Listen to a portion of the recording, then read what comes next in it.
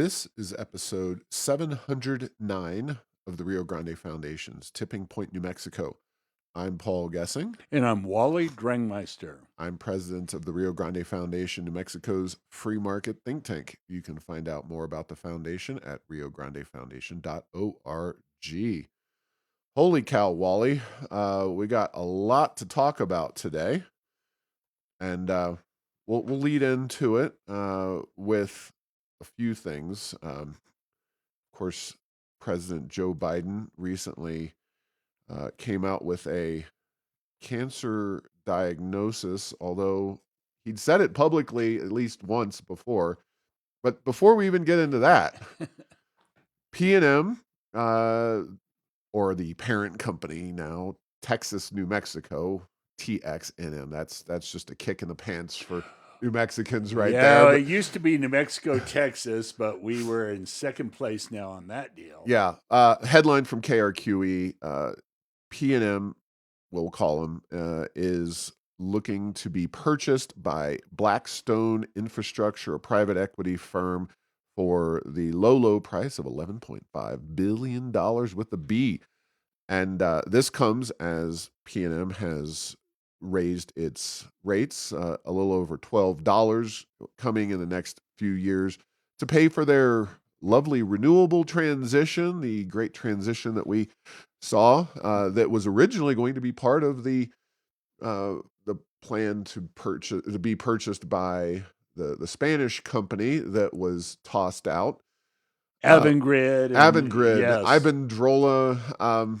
Yeah, I tried to block those names out of my brain after this. Now, it's going to be interesting to see how this all shakes out, Wally. I'm not expecting a full-scale inquisition into this one, as it is a bit of breaking news, but initial reactions.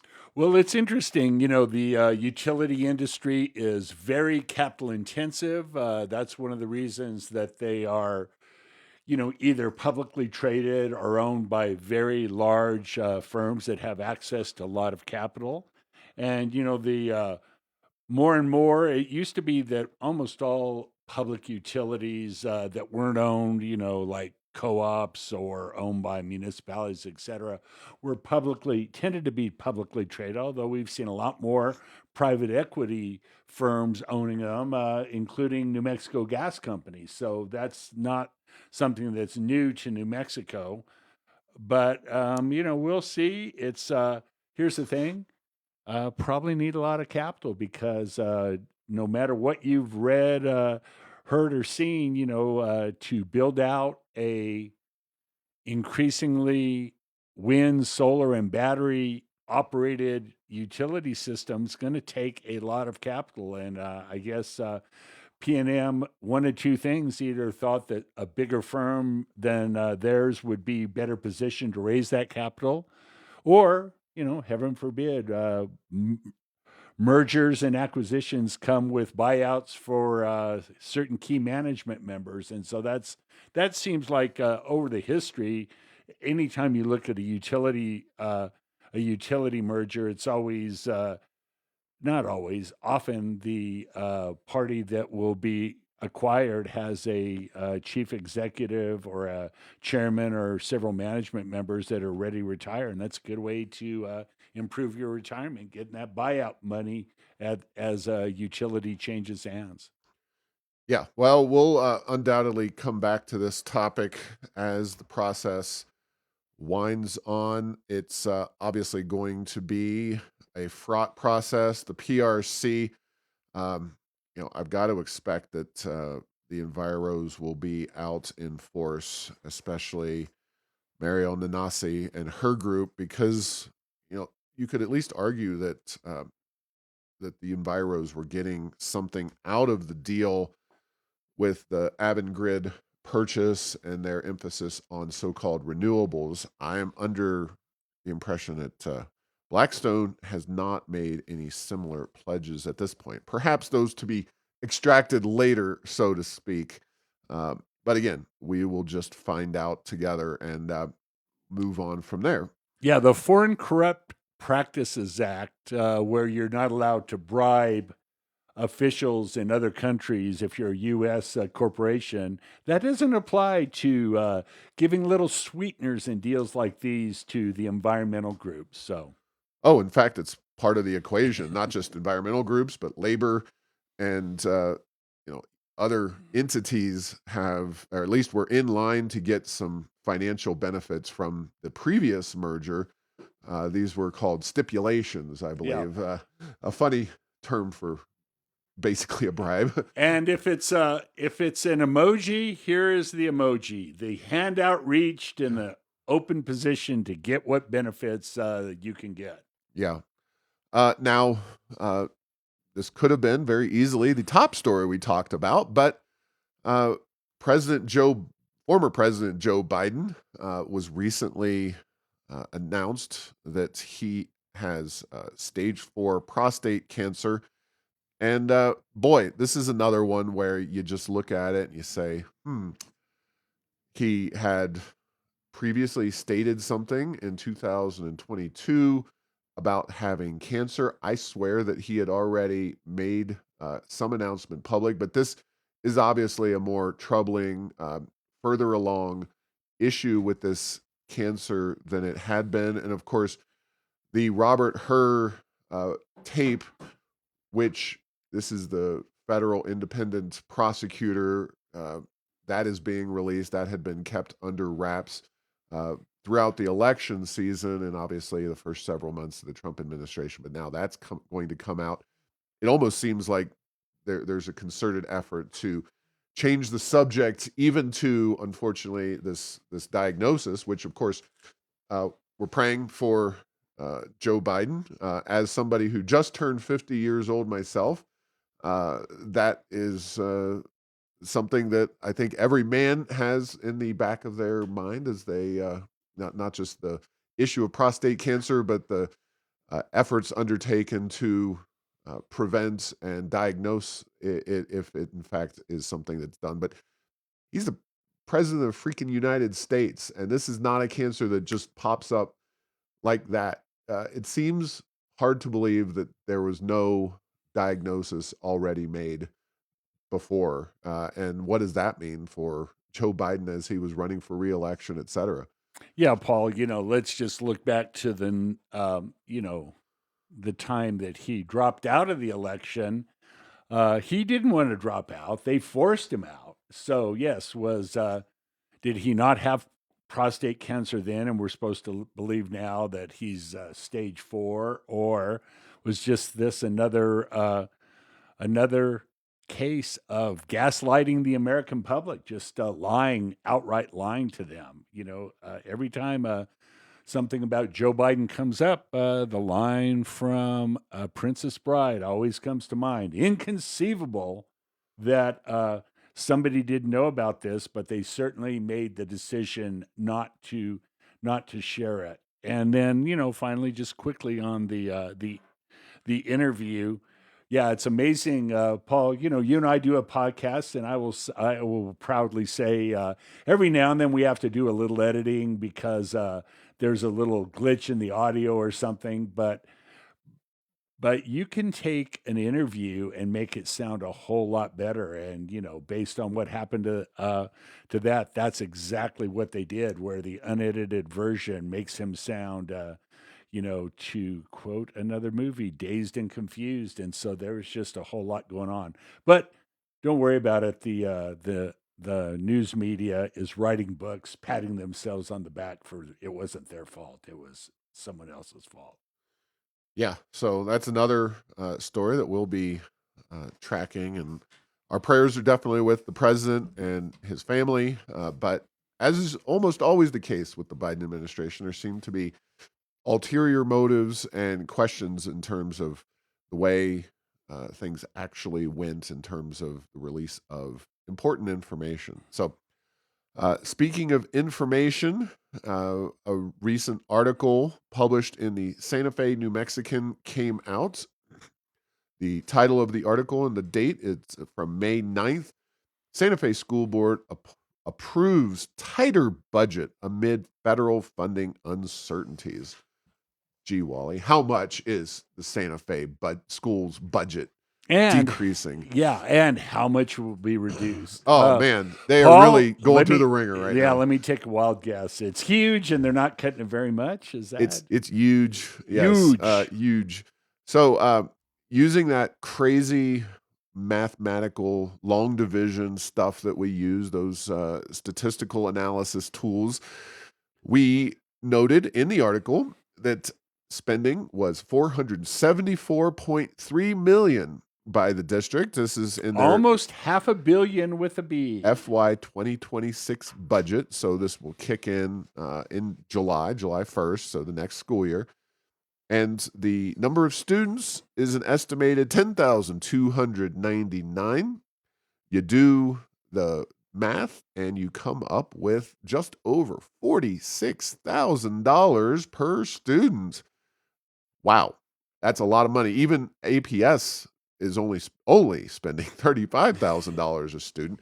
And again, I note, and the article notes as well, the declining student population with the increasing spending in Santa Fe, thanks to the oil and gas extravaganza ongoing in our state. Yet again, just like APS, and I think they might start out with how much do we want our shortfall to be, just to say we have a shortfall, Right. because we can't have a surplus. That would look really bad, and you got to have some fudge factor there. So they're anticipating a $2.2 million shortfall. I don't know how they came up with that number, but here we are at $46,000 per student. Yeah, Paul, and at first I censor my crazy ideas, but this one is not that crazy. Once we're getting up there, $47,000 a year, times two, that's above 90,000.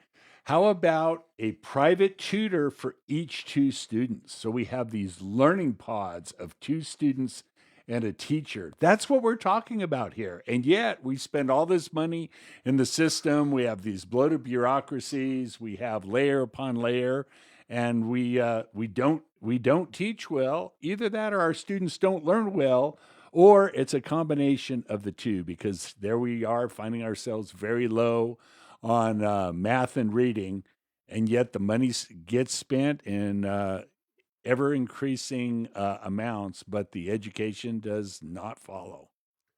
Yeah.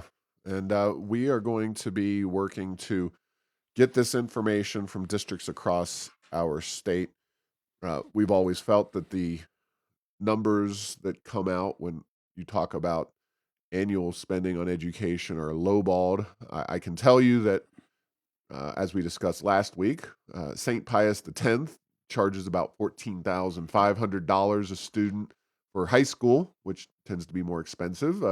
Other Catholic schools are on the approximately 6 to 7,000 level, but even the academy is about half of what Santa Fe schools are charging per year. So you could do a heck of a lot better job educating our kids for a lot less money than we're doing with the public schools.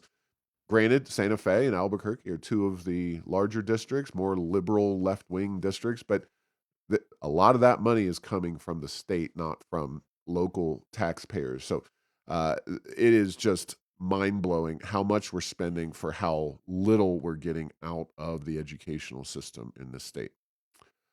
Uh, moving on briefly, uh, we've been working with Matt Mitchell of the Fraser Institute on the economic freedom and the decline in New Mexico.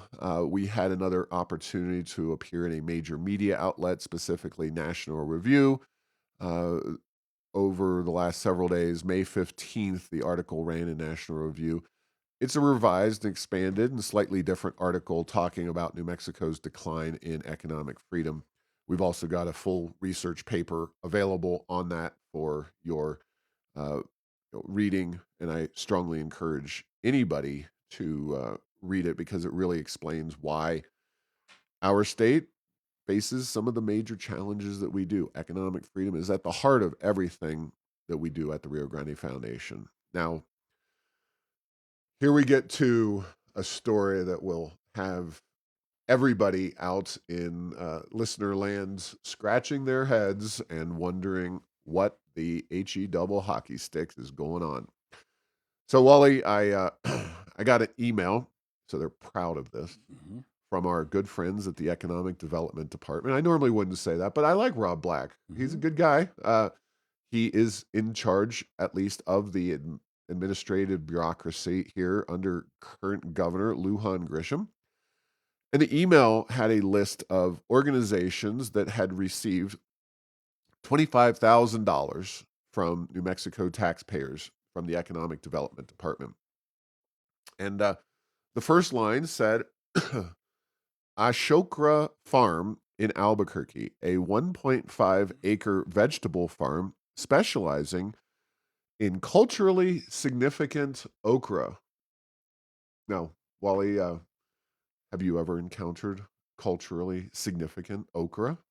Would you know what culturally significant okra is? Paul, I have had okra. It is one of my wife's favorite dishes to make, fried okra, but culturally significant. Who gets to claim the culture? Because, okra is used in a lot of different cultures. So I have no idea. That is a question that when I woke up this morning, I did not anticipate being asked. Yeah, my wife enjoyed pickled okra when she was pregnant with our first daughter. So Hmm. I don't speak to the taste of okra, and I don't even think it's native to New Mexico. I think it requires a lot more humidity. But aside from that, it sent me down a rabbit hole. And some rabbit holes you come back out of, and you're like, well, I'm disappointed to be in that rabbit hole. But this was not one of those times because I happened to check out the Ashokra. That's Ashokra. So it's got ash and okra in its name, and they have a Facebook page. And then I read all about how this farm is a queer and people of color farm that protects its supporters or people from the threats of homophobia, transphobia, racism, and sexism. And they were covered by The Guardian UK. I thought, well, clearly on the left. Continuing down the Facebook page, I noticed the post that said, Farmers, please boycott these companies in support of a free Palestine and end to the genocide that is currently being funded by Israel and the United States. And then it lists agricultural companies based in Israel that are helping fund the Israeli Defense Force. Now, the Rio Grande Foundation does not participate in foreign policy discussions, especially in that particular and very fraught area of the planet. But it is very, very interesting that this extremely left wing farm is receiving our tax dollars. $25,000 is not much to to a business, but I could use an extra 25K. I don't know about you, Wally, but uh, it's just the kind of thing that is inevitable when you get into the state using our taxpayer dollars to fund individual businesses. And this was quite a rabbit hole, Wally, but I'm glad I went down into it. Yeah, Paul, and $25,000 is not a lot of money when it comes to waste, fraud, and abuse in New Mexico political spending. But also 1.5 acres, that's not a very big That's not a farm. big farm. And so there's only so much okra we're going to be growing. But, that's one of those things, anything, uh, any business can become what shall we say, a political entity first and a money making endeavor second, should they choose to do so. And it sounds like that's what the Okra people did as well. So, uh, wow, this is very interesting, and it's also I won't dig too much into this, but all of the things they're against, if you look at how they define themselves, they're actually supporting certain things by almost being racist in their anti-racism, which is just as also something that I'm sure they don't want to talk about. That we want to talk about okra and the Palestinian situation. And our friend John Block at the Pinion Post had a very nice headline: "Wokera." All right, there PNM you go. taxpayers being forced to fund queer Israel hating veggie farm, which just doesn't, just don't really associate those words to each other in a typical context. But there you go. It is what it is. All right, Wally, we've talked a little bit about Medicaid and its rapid growth, and now, for all of the criticism that can and has been levied by myself and others at the Trump administration and Congress, and uh, what they've done and not done. They are working to constrain Medicaid spending as a precondition of passing the big, beautiful tax bill, because they need to find some savings in order to forego the tax revenue in order to get this thing done. So I know that most people, and we're happy about the tax cuts. Don't get me wrong. I think the tax cuts are not only economically good, but they're good policy, especially the SALT, which I hope will be minimized or eliminated. That is the way that the federal government subsidizes states like California and New York for their high taxes by giving an offset on your federal taxes, a credit for the taxes paid. But I want to talk a little bit about what's going on with Medicaid, which is causing the left and our governor to flip out, freak out. Uh, our governor in the Hill magazine, actually, I think it was on Face the Nation, but it was reported by the Hill, claimed that the Medicaid cuts would destroy healthcare as we know it. Now, uh, as REM once said, it's the end of the world as we know it, and I feel fine. And if we destroyed this healthcare system, if we went the right direction, we would be in better shape. But the fact is that the federal government picks up 72% of the bill for Medicaid, while New Mexicans only pick up 28%. And yet, Medicaid is going to grow by 27% annually in the next budget, spending a total of $15.5 billion, a third larger than the state's fast growing general fund budget. And that means that we're still on the hook just at the state level for $4.34 billion just for next year's Medicaid budget. So, with all of that being said, the fact that New Mexico has more money than it knows what to do with, according to George Munoz, Senate Finance Committee Chair, uh, Michael Cannon of the Cato Institute came here and made a compelling presentation about the need to rein in Medicaid. I am, for one, glad that the Republicans are taking on Medicaid as a area for potential savings. I'll get into a few of those in a second, but I just wanted to set the table for you. It's bizarre that a state with the amount of money flowing into it, as we've seen, is still pleading poverty and demanding that the federal government pick up essentially three-fourths of the cost of this massive, massive program, which hasn't done anything that I can see that has been reported to improve New Mexicans' healthcare outcomes. Well, Paul, we've talked a lot in the past, and a few times tentatively come up with the conclusion that the thing New Mexico politicians value more than anything else is federal spending. So we will do things that are actually detrimental to our state as long as we get more federal spending. And then when the feds even have the inkling of, putting some requirements on these programs or cutting them back, they freak out.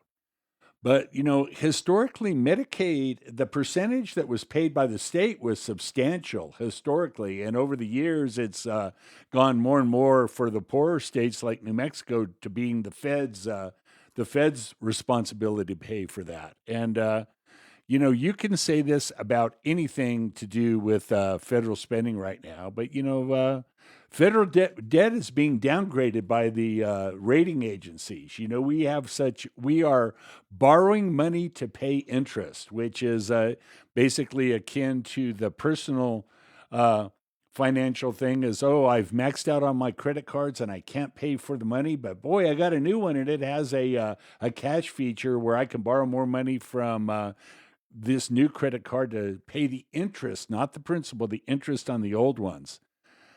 Then the other thing that I'm reading about these Medicare cuts is to put some more Medicaid. Medicaid, excuse me. I say, you know what? I always correct other people. So thank you for correcting me on that one.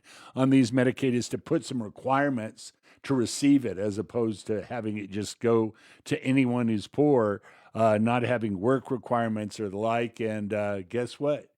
Uh, the Dems are against that as well. So they're against states paying for any more. They're against putting any requirements on there. They're against managing it, but they're not against taking the money. And again, that is we might ought to consider what the Latin version of get more money from the feds is, and consider changing that to the New Mexico.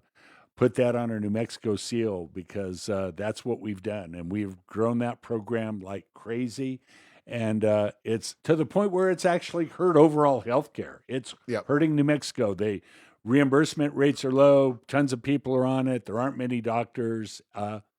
What else could go wrong? Let's see. Yeah, one of the things that Michael Cannon, again, a critic of Medicaid, expert on healthcare policy issues at the Cato Institute, he noted is that increasing your population on Medicaid shifts costs to the rest of the healthcare consumers.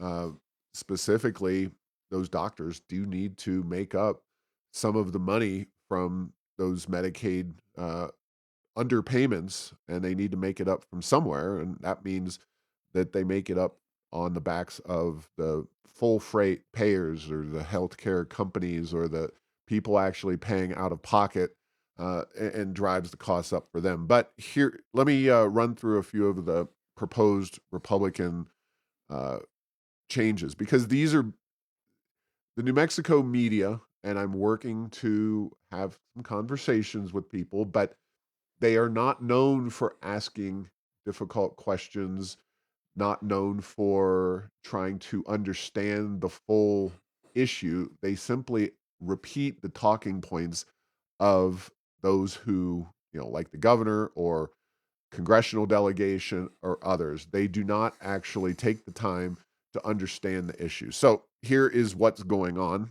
And if you're a media outlet, I'm happy to talk to you.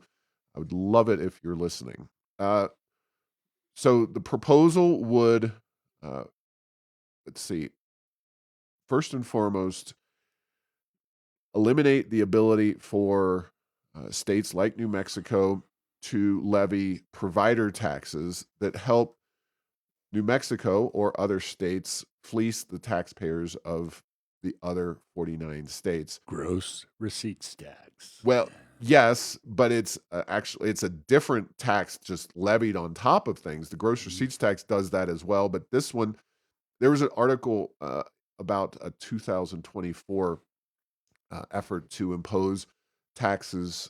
We talked about this when we had the conversation with the Hospital Association about they were able to bring in an additional $1.5 billion in Medicaid money by the state levying a unique tax on hospitals and then redistributing the money gained from the Medicaid system throughout the medical system in New Mexico. It's just it's outright fraud, really, as I see it. So getting rid of that. Another thing is to impose work requirements, as you say. Of course, work requirements is using the air quotes, because it would require 80 hours of work, community service, or a work program. So some kind of presumably an educationally oriented jobs program each month. So uh, I know math is hard for a lot of people, but 80 hours is about half time. If most people work 40 hours a week, 80 hours a month is about 50% for most people. Uh, there would, of course, are other ways which we would like to see. We would love to see the program block granted by the federal government to the state so that you could say freeze whatever say $10 billion New Mexico's getting, give or take. Well, then the state could use that money for Medicaid or for whatever it wants, or heaven forbid, a state with a $60 billion savings account, and one of those accounts is a $2 billion Medicaid specific proposal that was like a trust fund for Medicaid that was built into the last budget, but we've got $60 billion.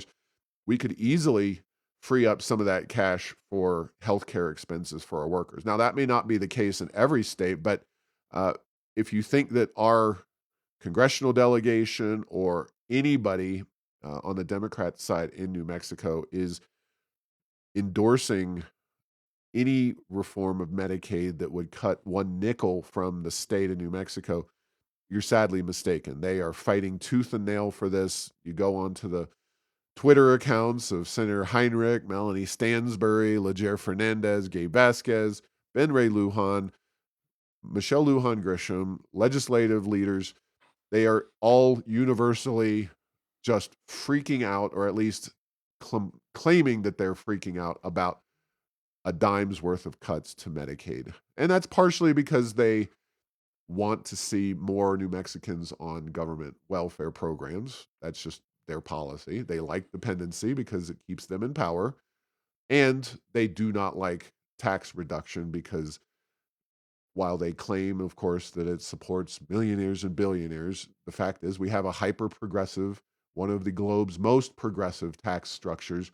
So the people who pay the tax in New Mexico, well, in New Mexico, in the United States, are high income earners by definition.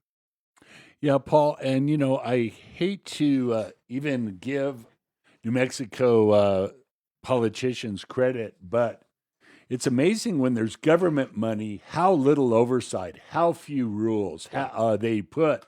But if they're actually, if they were forced to fund, say, 100% of Medicaid, because it's the right thing to do when we have the money, Who's they? the legislature, for Okay. example, Yes. they would put all kinds of rules in place. But boy, federal money, there's a thing in consumer economics called found money.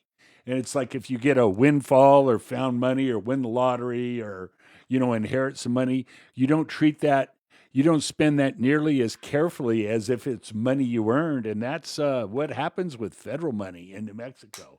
And so, and then to your point is, how we add taxes on to get even more money from the feds, how that isn't explicitly criminal, if not morally criminal, is beyond me. And so, yeah, these are all good points to be made and all interesting things to happen. And again, against a background where the federal government is teetering on the verge of bankruptcy at some level at some point in the future. If we keep spending like we're spending there, it's going to be bad news.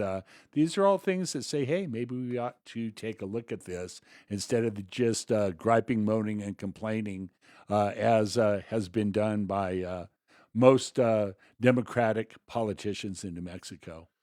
Yeah, just to be 1,000% clear here, the Medicaid system, at least the role of the federal government, is to essentially just cut checks, whatever the state uh, does and says at whatever level. The federal government just comes in and pays the bills.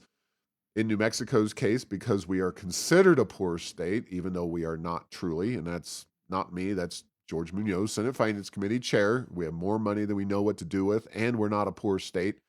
Uh, but we use our poverty level to fleece the other states of the country, and we also can afford to do our own Medicaid style program. And I hesitate to say this, but I believe that New Mexico could do a better job, like you said, allocating scarce resources for the benefit of New Mexicans who cannot afford medical care if we were spending our own money. But once you get into the federal government picking up the tab, it is a economic development program that the left believes that they're talking about. So it's Hey, and Paula, and this whole thing about being an economic development program, you would think that's the sort of thing you would just whisper to each other in the back rooms of the oh bars no. of Santa Fe. They debated on the floor of the House and Senate all the time, much less in committee. So this is something that they talk about in explicit terms. Yeah, and you can go on and find, for example, a Voices for Children report, multiple reports actually. The most recent one being the economic benefits of healthcare reform in New Mexico. Now, healthcare reform means the ACA, aka Obamacare, and they're really just talking about Medicaid expansion. So again, spending that free money from Washington. Of course, the way Washington theoretically keeps that money flowing is because they can print it, and we're now $36 trillion in debt. The federal government cannot spend any more money. And whether you think that the tax cuts are the right approach or the wrong approach, I happen to think that they can work, at least broadly speaking. We're not in possession of a final bill. There's some good policies in those tax reductions. Uh, doesn't mean that I agree with everything that they're doing, but uh, definitely the Medicaid thing by itself is absolutely worth doing. We need to restrain and shrink and ultimately put the states more in control with more of their own resources when it comes to Medicaid. And that starts right here in New Mexico. Time is limited, but there have been some issues around the country regarding air traffic control. And we're going to go into the Wayback Machine here, Wally. I mentioned that I just turned 50 and now have been at the Rio Grande Foundation for 19 years plus. But before that, I was at the National Taxpayers Union in Washington, D.C., and did a fair amount of writing and work and research. So you can go and look at airsofenchantment.com and find some articles I've written about the air traffic control system and reforms that are necessary. And the reform that makes the most sense is doing what Canada did. They essentially privatized through a nonprofit that manages their air traffic control. It's called NAV Canada, but many other nations have taken their air traffic control out of government. And I liken this to the government schools. It's like in New Mexico, if the government school system is not getting the job done, as we've proven time and time again, it's not. It's because the government does a terrible job of allocating resources. Air traffic control has the additional challenge of the regulatory agency is, Wally, the FAA, Yeah. and the operational agency is the FAA. Hmm. That is not Hmm. best practices in any world, any government entity. And of course, That is the fox watching the hen house sort yes. of governance model. So at the very least, you've got to separate those two functions. But I definitely believe that the Canucks are good friends to the north. We're still friends, I believe. Have the correct approach with their Nav Canada system. I provided links in numerous other articles, including my own, which do look a bit dated because they are a bit dated. Some of the work I've done from before I even started with the Rio Grande Foundation. So you can go find stuff that I said way back in 2003 that talked about the importance of reforming air traffic control. You know, and the stories that are coming out, in the East and now in Denver and just other places, things are breaking. You know what I Hmm. mean? Their technology is substandard. Paul, you brought it up for a man turning 50. I don't expect you to be a firsthand big rememberer, but in 1981, some Oh, 11,000 plus air traffic controllers were let go by the Reagan I remember that. administration. I was I a kid. I was a kid. know. You probably did an essay in your second grade class Oh, on it. absolutely. But anyway, so there have been issues with air traffic controller going back across multiple administrations. But the thing that's downright crazy now is the how high a level of utilization most airports around the country are. So it's not like, oh, yeah, there's a few planes every so often. They're taking off and landing very frequently. And lest we think that this isn't a real issue, we've had the little Washington airport incident involving the military helicopter and a plane in the not too distant past, and this is certainly cause for concern, at least for me. I'm one of those airline flights are one of the safest form of travel that there are, but don't think that we can't screw this up if we don't take some action to reform the air traffic control system. Yeah, and just like anything else, government does a terrible job. Trump is talking about pouring a bunch of money into the system. It's not for lack of finances. Again, just like the school system, it is a problem of allocating those resources and getting government out of the day-to-day management of so much of what goes on in our big, beautiful country of ours is great to do. And the fact that this would be safer and the technology that's more innovative and modern could be done with a different management system. And I think it would be a great thing to do. I don't know that Trump is on that wavelength, unfortunately. I know he's got a lot of different battles, and he's taken on a few too many battles for my taste. I would prefer if because battles always come up. Nobody was talking about air traffic control and aviation until Right. Trump took over. And then we had some incidents. And now this Newark, outage situation where the technology is just not functioning has kind of pushed the needle into, okay, we need to do something big. Uh, but, Yeah, part of their system literally being powered by an extension cord, yeah, not by a battery backup state of the art system of powering their screens. An extension cord that is both figuratively and literally frightening. So absolutely. All right. Well, final quick story.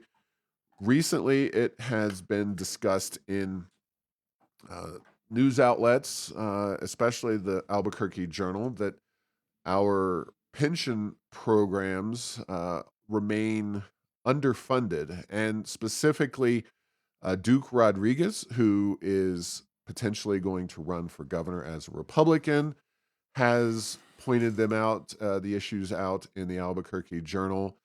Uh, we at the Rio Grande Foundation worked in the year 2020 to reform PARA. There's two pension systems, PARA and the ERB. Both of them are relatively underfunded. Uh, as a simple, you know, kind of baseline, you think they might have wanted to use some of the budget surplus that we had in recent years to pay for making our pensions whole, because then when you don't have the money, you have to borrow or pay uh, to make up for lost time, and that gets more expensive with the unfunded liability having grown at para from $6 to $9 billion since 2019. Uh, we ultimately, in my preference, would be moving towards a defined contribution program where individuals, and I think this is a hindrance to recruiting teachers, especially, and possibly even government employees, is you know, the pension takes a fair amount out of your paycheck and it makes your desire inherent to spend whatever 20, 25 years working for the government in order to cash in on that pension. uh, Not everybody graduates college and says I want to be a teacher. I want to be a government bureaucrat. I want to work for this agency or that agency for the next 20 to 25 years. Oftentimes, they desire to work in a more entrepreneurial, free market area of the economy, and yet those pension programs have a tendency to lure people in and then force them to stay there. The simple reason is they have to cash in that pension that they've been paying into, but they've got to get that money out. And I think the long term solution, like so many of these problems that we talk about every single episode, are driven by the systematic uh, mismanagement. The way the system is set up is not ideal for today's modern workforce. So the Well, pension program remains underfunded, Wally. yes, it does. And I want to figuratively slap the headline writer of the Dan Boyd story where it said New Mexico pension fund, single quote, on right path, close quote, despite growing unfunded liability. Just say it. It's getting worse. Say it in the headline. That's one of Yeah. those where if you just read that, Paul, you just read it from real quick, you're like, oh, we're making progress. It's getting better. Uh, guess what? Legislators, as much as they don't like spending the state's money, they certainly don't seem to like spending it on getting these pensions under control, because to do so, guess what they probably do is they probably make them less lucrative or do some other things to it going forward. And so what are we doing? Kicking the can down the road, not because we don't have the money, but because we don't have the political will or the vision to manage our finances well as a state. And just to be clear, the para reforms did move New Mexico's para program in a slightly better direction, but they were kind of a moment in time and something that needed a few additional reforms in order to really make the program fully funded. Those were not done, and it's kind of a lost opportunity at this point. Of course, COVID happened shortly after the 2020 legislative session. That was a 30-day.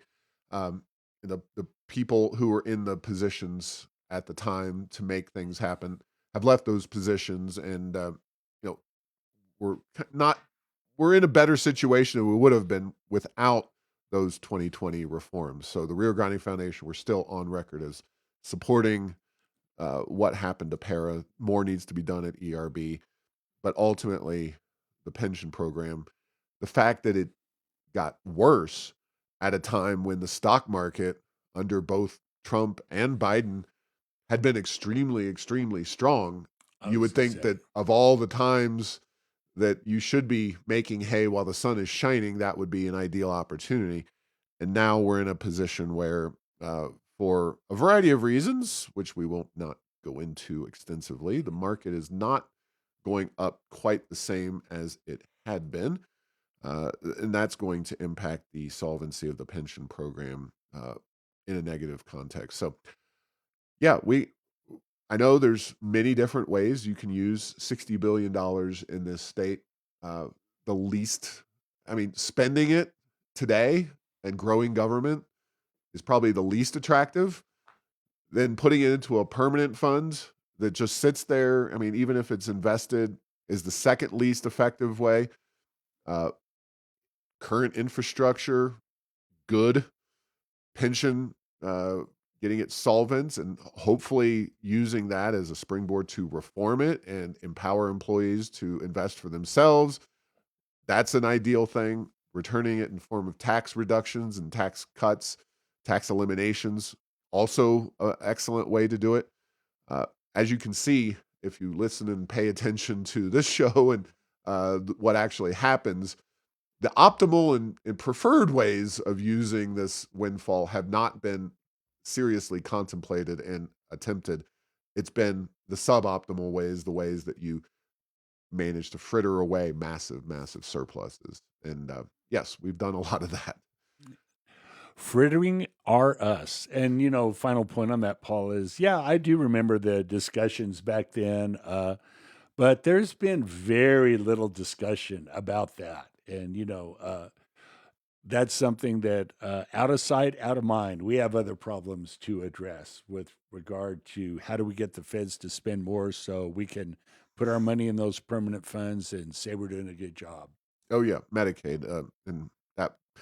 Not that you're going to do the reform at this point because the federal government's still spending the money. They haven't even got the big beautiful bill done, and let alone the Medicaid reductions. But yeah, the state of New Mexico should be, as other states should be, if they want to provide. I am for the 50 state uh, Solution. solution. There was a Supreme Court justice, I believe it was Oliver Wendell Holmes, talked about the uh, incubators of Mhm. democracy or some term along that line. Every state should be allowed to do some bold and innovative experiments in public policy as long as they pay for it themselves. Right. That is California, go nuts by all means. Eliminate the internal combustion engine, but you got to figure it out yourself. All right. Thanks for listening to this week's episode. Find all episodes at tippingpointnm.com or at the Rio Grande Foundation's YouTube channel. Subscribe to this show at Apple, Stitcher, or tell Google Home to play Tipping Point New Mexico. Thanks to Path 3 Marketing for producing this show.